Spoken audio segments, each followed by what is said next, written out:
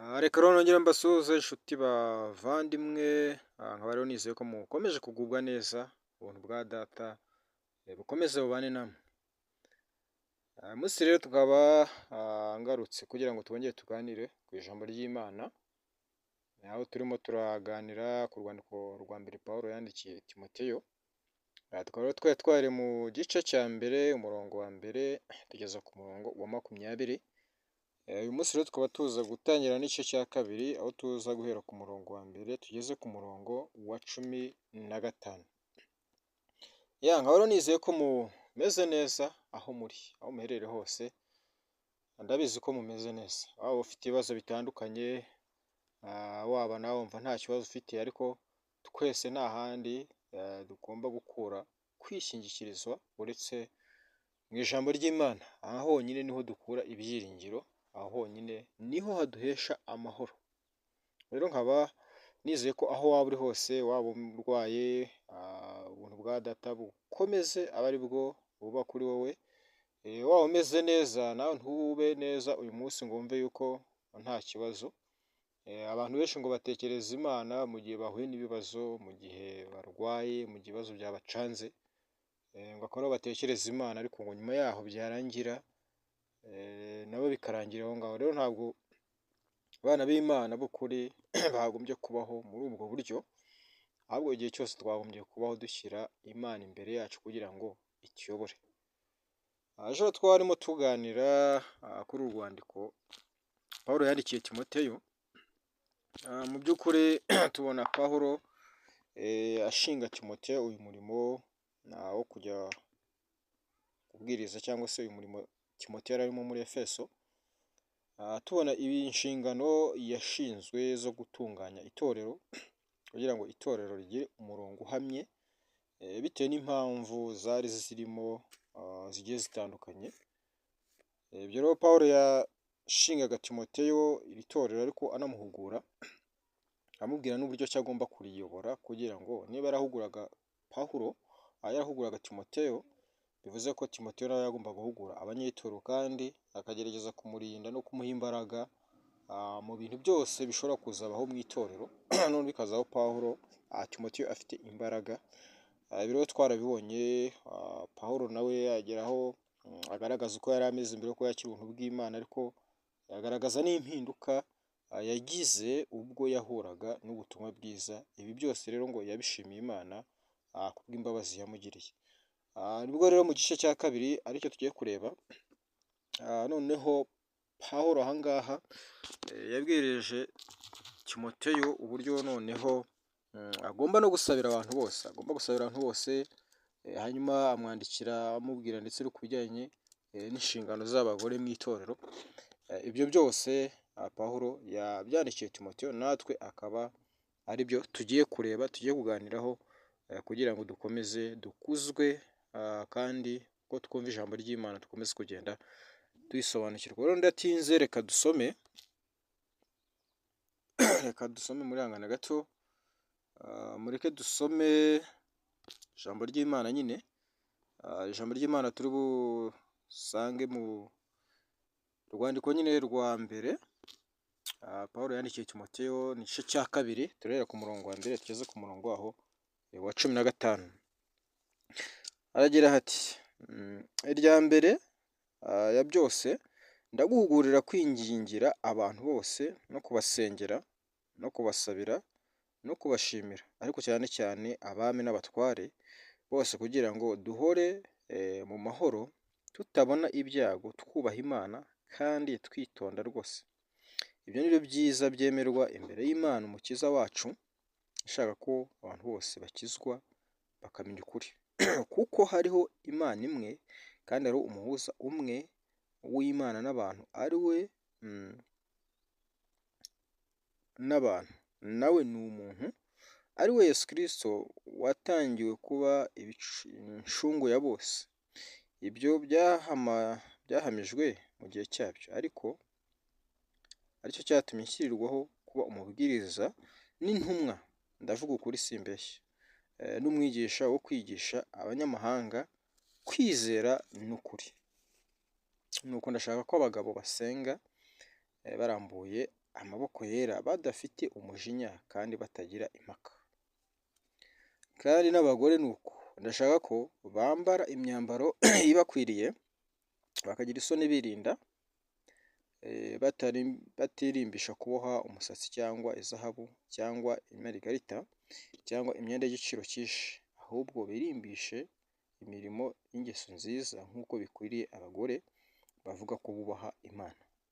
Umugore yigana ituza aganduke rwose, kuko nanga umugore yigisha cyangwa ngo ategeke umugabo, ahubwo agira ituza, kuko Adamu ari we wabanje kuremwa, nyuma hagakurikiraho Eva, kandi Adamu si we wayobejwe, ahubwo umugore ni we wayobejwe rwose ahinduka umunyabicumuro.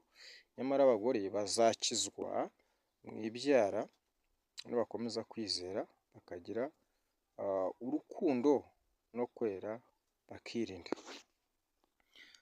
Aya magambo mu by'ukuri ni amagambo akomeye, aya magambo Pawulo ubwo yandikiraga Timoteyo kugira ngo ahaguze itorero,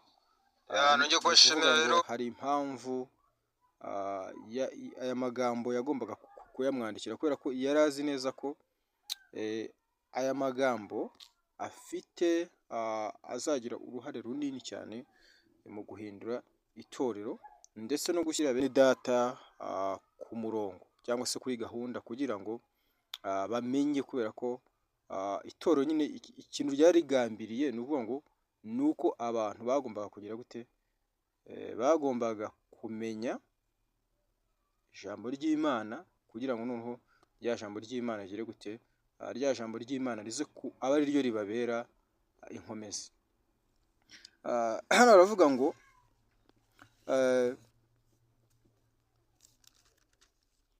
irya mbere ya byose ndabahugurira kwingingira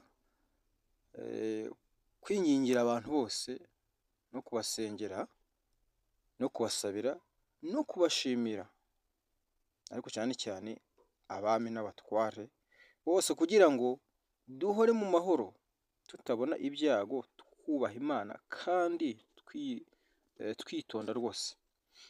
Urumva kuba turiho ni ngo hari aho turi ku isi, kandi isi irimo ibintu byinshi bigiye bitandukanye, irimo intambara, irimo amacakubiri, irimo ibibazo, irimo ibintu byinshi cyane bishobora kuzonga umurimo w'Imana. Nubwo abantu benshi bashobora kuvuga bati none se Imana yo ntiyakwikorera umurimo. Imana uwo murimo turabizi ko yawikorera, ariko Imana ikorera umurimo wayo n'ubundi mu bantu. Aha ngaha rero Pawulo aramubwira ati rero wingingire abantu bose, ubasengere, ubasabire, unabashimire. Niyo ngo mu nshingano z'itorero ni uko harimo kwingingira abantu bose, bagasengerwa ndetse yewe bakanasabirwa ndetse bakanashimirwa. Kubera iki? Ni uko mu nshingano z'itorero icyo kintu nyine kigomba kugira gute, kigomba kubamo. None umurongo wa kabiri hakavuga ngo ariko cyane cyane abami n'abatware, kugira ngo duhore mu mahoro tutabona ibyago, twubaha Imana kandi twitonda rwose, kugira ngo duhore mu mahoro. Bivuze ko ubuyobozi bw'igihugu, ubwami runaka, agace runaka, abayobozi runaka, abo bantu bose bagomba gusengerwa. Hari umuntu wigeze avuga ngo ariko se ngo ubundi ngo wasengera ngo leta n'ubundi ngo iri mu bwami ngo bw'isi, ngo iby'Imana ngo ntibirimo. Ati ni gute wasengera leta kandi leta nta hantu ihure n'iby'Imana? Uko rero ni ukutamenya. Ariko nyamara Pawulo aravuga ati musengere abami n'abatware kugira ngo tugire amahoro. Kubera iki? Nuko uzi ko amahoro ari ingenzi. Amahoro ari ingenzi ku itorero, amahoro ari meza kuri bene data. Niyo mpamvu yavuga ati rero mugomba gusabira abayobozi, abami n'abatware, kugira ngo tubeho mu mahoro. Rero gusengera abayobozi, gusengera abatware runaka, mu by'ukuri ntabwo ari ikibazo, ahubwo ni byiza, kubera ko tuba dusenga tugira ngo amahoro akomeze nyine abeho, n'ubutumwa bwiza bubashe kuvugwa nta nkomyi, kubera yuko amahoro abo bami b'isi nyine bayafite, kubera ko nabo ari cyo bahamagariwe. Yego, hanyuma aravuga ati rero ibyo ni byo byo kwizerwa byemerwa imbere y'Imana umukiza wacu ishaka ko abantu bose bakizwa bakamenya ukuri. Ni ukuvuga ngo ijambo ry'Imana ubushake bw'Imana ni uko abantu bose bakizwa bakamenya ukuri. Rero usanga hari abantu bavuga ko ngo hari abantu batoranyijwe ngo bagomba gukizwa ngo cyangwa se ngo Imana ngo itagutoranyije ngo ntiwakizwa, ngo niyo mpamvu hari abantu ngo batoranyijwe ngo abo ngabo ngo ni ukuvuga ngo abo ngabo nyine Imana yatoranyije ngo nibo bonyine nyine ngo bagomba gukizwa. Ngo wese ngo Imana ngo itashatse yuko ngo itabishatse ngo kugira ngo nakizwa ngo oya, ngo buriya rero ngo niyo mpamvu ngo Imana yo ngo rero ngo izi ko ibigenza ngo umuntu ngo iraza ngo ikagutoranya hanyuma ngo wowe ngo ntigutoranye. Rero Imana ubushake bwayo ni uko abantu bose bakizwa, kuko Imana ngo yakunze abari mu isi cyane cyane byatumye itanga umwana w'ikinege kugira ngo umwizera wese atarimbuka ahubwo ahabwe ubugingo. Ni ukuvuga ngo n'uwo mwizera wese, ni ukuvuga ngo Imana yatanze kwizera kuri buri muntu wese kugira ngo umuntu yizere namara kwizera agire gute, namara kwizera akizwe ahabwe ubugingo buhoraho. Rero aha ngaha nibyo Pawulo yandikiye Timoteyo rwose amubwira ati ibyo Imana ishaka ni uko abantu bose bagira gute, bakizwa bakamenya ukuri. Abantu bose bakizwa bakamenya ukuri. Nuko atangira no kumusobanurira amubwira ati rero kuko hariho Imana imwe kandi hariho umuhuza umwe w'Imana n'abantu, nawe ni umuntu ari we Yesu Kristo witangiye kuba incungu ya byose ya bose.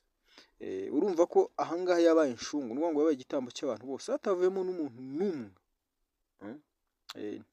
Nta kurobanura kwabayemo, ahubwo Imana yarahereje iha abantu bose. Rero ibyo byahamijwe mu gihe cyabyo, ariko aricyo cyatumye nshyirirwaho kuba umubwiriza n'intumwa. Ndavuga ukuri simbeshye. Urumva Pawulo aravuga ati rwose nicyo cyatumye nshyirwaho kugira ngo mbwirize. Ndi intumwa kandi n'umubwiriza kandi ngo n'umwigisha wo kwigisha abanyamahanga kwizera. Ni ukuvuga ngo Pawulo uko muri Israeli yashyiriweho abanyamahanga kugira ngo abanyamahanga nabo babashe kumenya batahure ukuri n'untu nabo nk'uko Imana agakiza yakageneye abantu bose nabo ntikabacike, nabo basange mu by'ukuri agakiza, nabo ejo batazavuga ngo uno wese ngo kaha ngo abayuda ngo none ngo twebwe oya, bose ni ukuvuga ngo agakiza Imana yashatse ko kagera ku bantu bose, ubwoko bw'Imana, abanyamahanga bose Imana ishyiraho ababuvuga nk'uko Pawulo nawe yabuvuze. Aravuga ngo umurongo wakurikiyeho, umurongo wa 8 aragira ati nuko ndashaka ko abagabo basenga hose barambuye amaboko yera, badafite umujinya kandi batagira impaka. Hari abantu benshi nzi, bamwe ariko si na benshi ahubwo ni bamwe, iki kintu bakigize ihame, aho ujya kubona ukabona abagabo baragiye gusenga ukabona bamanukiye hasi amavi bashyize hasi barapfukamye barambuye amaboko, bagaca bugufi bakagaragaza nyine ko mu by'ukuri barimo barasenga Imana. Kandi ngo abo ngabo nibo bavuga ko ngo basenga Imana neza kubera ko Imana bayisenze bapfukamye barambuye amaboko, mbega nyine bakumva yuko mu by'ukuri uko nguko ariko gusenga Imana. Nyamara mu by'ukuri Yesu ntekereza ko ari wavuze yuko igihe kigeze ubwo abasenga Imana by'ukuri bagiye kujya bayisengera mu mwuka ndetse no mu kuri. Ni ukuvuga ngo uko kuri ndi gusengeramo Imana, ese ubundi bivuze yuko ari ukujya ngapfukama kugira ngo nkarambura amaboko nkigira ukuntu nyine nk'uwaciye bugufi? Ese ibyo ngibyo bivuze yuko mu by'ukuri ari ugucira Imana bugufi? Iyo turebye mu isezerano rya kera turabona ukuntu abantu koko mu by'ukuri basengaga Imana barambuye amaboko, nyine barambuye amaboko rwose, nk'uko nyine n'aba navuze babikora, wenda aricyo kintu bashingiraho cyane, kubera ko dusomye nka Zaburi ya 63 ku murongo waho wa 4, Zaburi ya 63 ku murongo waho wa 4, turebe aya magambo nayo kugira ngo tugendane neza, twumve icyo avuga. Zaburi ya 63 ku murongo wa 4 haravuga ngo kuko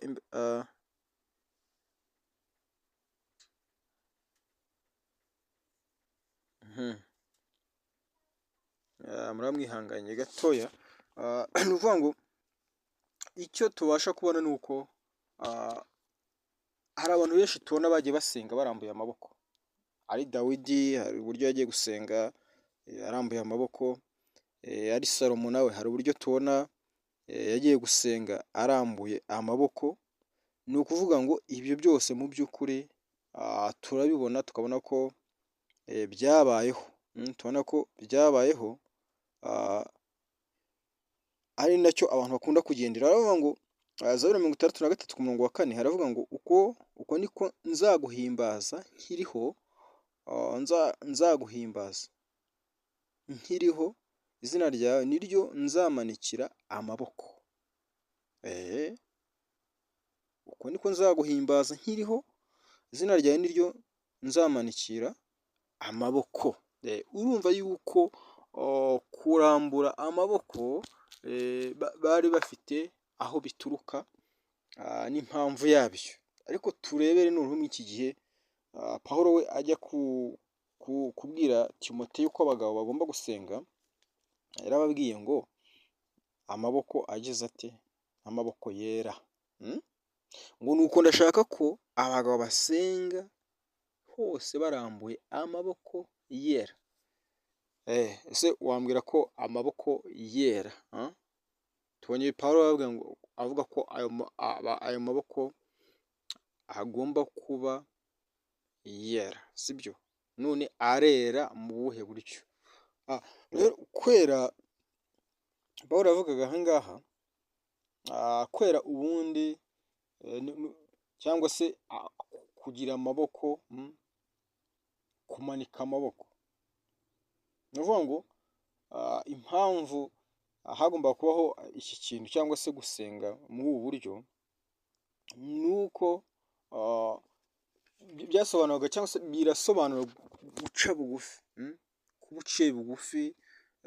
Ubundi kumanika amaboko nyine byasobanuraga kuba waciye bugufi imbere y'Imana. Ariko iki gihe ntabwo dukeneye guca bugufi mu bigaragara, kubera ko n'ubu ushobora kuza ngapfukama hano imbere yawe, ariko kandi nanone mu mutima harimo ikindi kintu. Rero gupfukama cyangwa se kurambura amaboko, ibyo byagahereye mu mutima, hanyuma byamara guhera mu mutima, ni nacyo n'ubundi Imana ishaka. Imana ikabona ko abagabo bari gusenga nta kintu kibatangiriye, nta kibazo bafite, mbega bari gusenga nyine bari free, bafite ubwisanzure ku Mana, numva nta kintu na kimwe kibasha kubacira urubanza. Rero ni nacyo ubundi Imana dushakaho, atari uburyo bwo ko yabwiraga abagabo gusa, ahubwo umuntu wese yagasenza Imana muri ubwo buryo, yiri kuyumva ko mu by'ukuri ari umwe nayo, ari mu rukundo rwayo, nk'uko umwana ajya imbere ya se yumva nta kibazo, nta rubanza yicira, yumva natwe niko aha ngaha Imana idusaba kugira ngo tuyijye imbere ariko tumeze. Rero murongo wa 9 niho yatangiye noneho avuga ku nshingano z'abagore, kandi n'abagore ndashaka yuko bagira gute? Bambara imyambaro ikwiriye, bakagira isoni birinda kandi batirimbisha kuboha imisatsi cyangwa izahabu kandi imarigarita cyangwa imyenda y'igiciro cyinshi, ahubwo birimbishije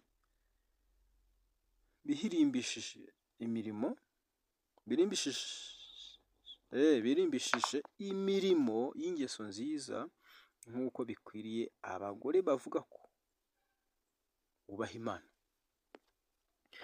Aya magambo nayo usanga inshuro nyinshi akunda guteza urujijo cyane, ariko hari impamvu. Ni ukuvuga ngo ikintu cya mbere hari impamvu Pawulo yagiye avuga aya magambo cyane. Abura nk'abagore cyane bakundaga kwishyira hejuru wenda kubera kwerekana ibintu babaga bambaye bifite bihenze cyane. Ugasanga muri icyo gihe mu by'ukuri bamwe nko mu bagore bo mu itorero cyane cyane bo muri Efeso nyine, aho wasaga bambaye imyenda irenze, bakambara imyenda y'ibiciro byinshi, ugasanga baragaragaza cyane nk'ibintu by'ubutunzi, ubutunzi kabisa, ariko ugasanga ni ibintu nyine bigaragarira inyuma. Rero ugasanga rimwe na rimwe byateza n'amakimbirane mu itorero. Rero ni ukuvuga ngo Pawulo ubwo yashaka kubibutsa cyangwa se ubwo wasaga abahugura mu by'ukuri ntabwo yangaga ko banabyambara nanone, oya, ahubwo ashaka kubibutsa ko kwambara neza bitagomba kuba uburyo bwo kwishyira hejuru, ahubwo umuntu akwiriye kugaragaza indangagaciro z'umutima. Nicyo kintu ubundi Pawulo mu by'ukuri yagirira gute. Ikindi kintu ngo gushyira imbere ubwitonzi n'ubwiyubahe, ikintu ubundi nicyo Pawulo yashaka ko kigomba kubaho mu itorero. Ni ukuvuga ngo nta nubwo yashaka kuvuga ko kwambara neza ari icyaha, oya, ahubwo mu by'ukuri yashaka kugaragaza ko ikintu bagombye gukora ari iki. Ni ukuvuga ngo yashaka kugaragaza ikibanza cya mbere gikwiriye guhabwa indangagaciro zo mu mutima. Umutima ukaba wuzuyemo ubwitonzi, guca bugufi, yewe ndetse n'urukundo. Rero icyo kintu uvuga ngo nicyo kintu yashaka ko abagore barimbisha, babanze bahera imbere. Ubwiza bw'inyuma oya, ahubwo ubwiza bw'imbere mu mutima aba ari bwo butuma n'ubwiza bw'inyuma bugeze gute bugaragara, aho kurimbisha inyuma ariko mu mitima yabo hageze gute, mu mitima yabo nta kintu kirimo. Impamvu rero Pawulo yagiye yamagana ibi bintu cyane, akavuga cyane cyane ku bijyanye n'abagore, ni impamvu zariho nuko bari bafite umuco cyangwa se hari ukuntu badukanye umuco nyine w'abapagani. Urabona hari idini ya Aritemisi cyangwa se Dayana, n'uwo ngo yari imanakazi, ngira ngo ni imana y'ubusugi, imanakazi y'ubusugi nyine abagore barisenga cyane. Ugasanga noneho mu myemerere yabo wasanga abagore ari nabo muri iryo dini bayoboye, ugasanga baririmbisha cyane, ugasanga ni nabo babaga bafite ubutware cyane kurenza abagabo. Rero ni ukuvuga ngo iyo mico ni ngo baje no mu itorero batangiye kuyadukanamo cyane, batangira gushaka kuvanga ibintu. Rero Pawulo ni ukuvuga ngo yashaka ko abagore ba Kristo nabo batandukana n'abo mu isi. Urumva hari imico bari bamenyereye kwiberamo mbere cya kirwamana cyabo, noneho baje no mu itorero mu by'ukuri bashaka kugira gute, bashaka kuzanamo cya kintu. Niyo mpamvu rero Pawulo yabacyashye akabashyira ku ruhande akababwira ngo nanga umurongo waho wa kangahera, umurongo wa 11 kamere ku wa 10 aravuga ngo ahubwo birimbishije imirimo y'ingeso nziza nk'uko bikwiriye abagore bavuga kubaha Imana. Ni ngo icyo yashakaga ni uko abagore bagombaga iby'imyambaro atari byo bagombaga guha agaciro cyane, ahubwo bagombaga kubaha Imana bivuye mu mutima. Agora ko mu itorero ubundi harimo abantu benshi bagiye batandukanye, harimo abifite, harimo abakene, ariko buri itorero rishyira abantu bose kuri gahunda imwe. Nubwo waba ufite indege, ufite iki, ariko ngo mu itorero ryo riratwara abantu ku murongo umwe. Uwo murongo umwe ari wo musingi umwe, ni ukubakira ku rukundo rw'Imana no kugendera ku bumwe bw'itorero, kubera ko itorero ritarobanura cyangwa se itorero ritishyira hejuru. Rero Pawulo aha ngaha akavuga ngo kuko nanga umugore yigisha cyangwa ngo ategeke umugabo, ahubwo agire ituze. Ngo Pawulo mu kwanga abagore bigisha aha ngaha ntabwo yanze ko bigisha kubera ko mu by'ukuri atashaka ko bigisha. Icyo kintu nacyo abantu bagomba kucyumva. Pawulo ntabwo yigeze afata abagore ngo abace, ahubwo impamvu yabacyahaga ni uko bagenderaga ku bintu nyine bimwe bataye kuri ya mana yabo Artemisi cyangwa se Diana, cya kigirwamana cyabo nyine basenga, nabo bagashaka kubizaramo n'akavuyo no mu itorero. Sasa bashaka no kuza kuyobora mu itorero, bagashaka kuza kuvuga, bagashaka kugira gute, bashaka gucecekesha abagabo. Noneho Pawulo abe ashaka kubereka yuko itorero n'iryo dini babagamo nta hantu bihuriye, imikorere y'itorero n'imikorere barimo nta hantu namba bihuriye. Niyo mpamvu yabacecekeshe, ariko ntabwo yacecekesheje mu by'ukuri abafite ijambo rizima, oya, yacecekeshe n'ubundi abantu bashaka kuzana akavuyo, bashaka kuvanga ibintu byabo ndetse n'itorero. Kubera ko iyo usomye nk'Abakorinto ba mbere igice cya 14 ku murongo waho wa 3 aravuga ngo ariko uhanura we abwira abantu ibyo kubungura, ibyo kubahugura n'ibyo kubahumuriza. Urumva nta mugore wari kuba afite iryo jambo uri guhugura bene data, abungura n'abahumuriza ngo Pawulo amucyahe, oya, cyangwa se amuhagarike. Ahubwo yabahagarika kubera ko ibyo bari barimo byari ibintu biri aho ngaho bidafite mu by'ukuri aho bihuriye n'umurongo w'itorero, ndetse aho bidafite aho bihuriye n'ijambo ry'Imana. Rero mu by'ukuri Pawulo acyaha mu buryo bwose, avuga ku bintu bijyanye n'imisatsi cyangwa se kwambara neza, ntabwo yigeze agaragaza ko ari icyaha, ahubwo ashaka kubibutsa ko ubwiza nyakuri ari ubw'imbere mu mutima. Niyo ngo ubwiza bw'imbere mu mutima rero ni ubwo ngo bugaturuka ku mirimo myiza. Iyo mirimo bagomba kuba bakoreshejwe na bwa bukiranutsi bahawe cyangwa se na kwa kwera bahawe, ariko bidakozwe nabo ubwabo. Ibyo niyo mpamvu Pawulo yabacyahaga, akababwira, akabaha nyine amabwiriza, ibindi akababwira ati njye ntabwo umuntu ukora ibi, ntabwo n'uyu, niba mushaka kugira icyo mushaka kubaza mugende mujye kucyohereza mu ngo zanyu. Impamvu ni iki? Nuko yagombaga gushyira itorero akarishyira ku murongo kugira ngo ejo ritahava nanone ryongeye rihindutse nk'idini kandi ari itorero. Mu murongo waho wa 14 hagaho ngo kandi 13 kuko Adamu ari we wabanje kuremwa, nyuma hagakurikiraho Eva, kandi Adamu si we wayobejwe, ahubwo umugore we wayobejwe rwose agahinduka umuntu, agahinduka umunyabicumuro. Nyamara abagore bazakizwa mu ibyara nibakomeza kwizera, bakagira urukundo no kwera, bakirinda. Aya magambo Pawulo ayavuga mu by'ukuri ashobora kumva yuko ibintu byose yagiye avuga abagore, abagabo, abagore, ariko natwe ubwacu tumenye ko turi abagore, noneho akaba na Kristo ari we mugabo wacu watwirongoreye. Ubundi ibintu by'Imana, ijambo ry'Imana ntabwo rigira gutya ngo ritware ibintu gutyo gusa, ahubwo burya ibintu byose biba bifite n'ubundi busobanuro bwabyo. Hano yaravuze ngo kandi Adamu si we wayobejwe. Adamu ni umugabo, hayobejwe umugore. Natwe itorero abo ni twebwe twakoze ibyaha, ni twebwe twacumuye, ntabwo Kristo yigeze acumura, oya, ni twebwe twagize gute, ni twebwe twakoze ibyaha. Rero kuba ari twe twakoze ibyaha, niyo mpamvu tugomba kuganduka, tukagandukira itorero ari we Kristo. Kristo akaba ari we utuyobora twebwe tukajya mu buyobozi bwe, noneho twamara kujya mu buyobozi bwe akagira gute, akatwiyoborera.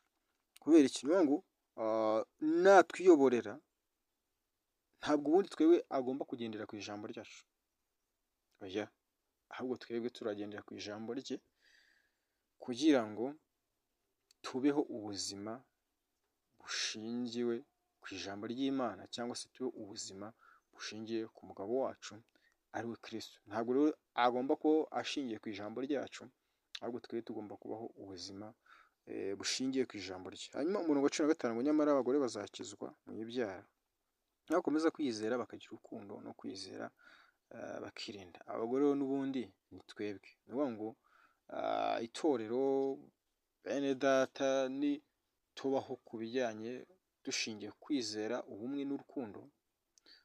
Ibi byose niba mu itorero, ni ukuvuga ngo umurimo wa Kristo uzagenda neza, kandi mu by'ukuri tuzabaho ubuzima bushingiye ku ijambo ry'Imana, ubuzima bushingiye kuri Yesu Kristo. Rero tuba dufite ubuzima bwa Kristo muri twe, nituba tuganduka imbere ya Kristo ari we mugabo wacu, azatuyobora kandi tuzabaho nyine nk'uko Imana ishaka yuko tubaho. Bavandimwe rero, reka nsoreze aha ngaha iki gice cya kabiri cy'iki gitabo nyine cy'uru rwandiko rwa mbere rwa Pawulo yandikiye Timoteyo. Rero nkaba niringira ko tuzakomeza n'ubutaha. Bye.